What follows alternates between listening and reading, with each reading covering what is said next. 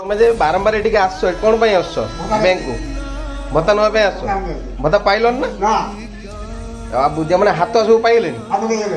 ତମେ ଏପର୍ଯ୍ୟନ୍ତ ପାଇନ ତମର ବୟସ ପାଖାପାଖି କେତେ ହେଲାଣି କେତେ ବୟସ ତମର 83 ବର୍ଷ ହେଲାଣି ବର୍ତ୍ତମାନ ସୁଦ୍ଧା ମଉସା ପାଇନାହାନ୍ତି ଭତ୍ତା ଆଜି ମାସ ଲାଷ୍ଟ 28 ତାରିଖ ସୁଭଦ୍ରା ପଇସା ମାର୍ଚ୍ଚ ମାସ 8 ତାରିଖ ଆଇବ ତେଣୁ ସେ ଭାବୁଛନ୍ତି ଭତ୍ତା ପଇସାଟା ଅଟକେଇ ଦେଇକି ସୁଭଦ୍ରା ପଇସାଟା ଆମେ ଏପଟେ ଦାନ କରିଦେବା ତମେ କିଛି କହିବାର ଅଛି କି ସରକାରଙ୍କୁ ଦଉନାହିଁ ଟାଇମ୍ର ଦଉନି ଭତ୍ତା ବାସ୍ ତେଣୁ ମଉସାଙ୍କର କମ୍ପ୍ଲେନ୍ ତାଙ୍କର ଦେହ ପ୍ରବଳ ଖରାପ ସେ ଗୋଟେ ମେଡ଼ିସିନ ଫେଡ଼ିସିନ ଖାଇବା ପାଇଁ ତାଙ୍କ ପାଖରେ ସେ ଭତ୍ତା ପଇସା ଆସିନି ସେ ମେଡ଼ିସିନ ଫେଡ଼ିସିନ କିଣନ୍ତି ଏପର୍ଯ୍ୟନ୍ତ ଭତ୍ତା ପଇସା ଆସିନି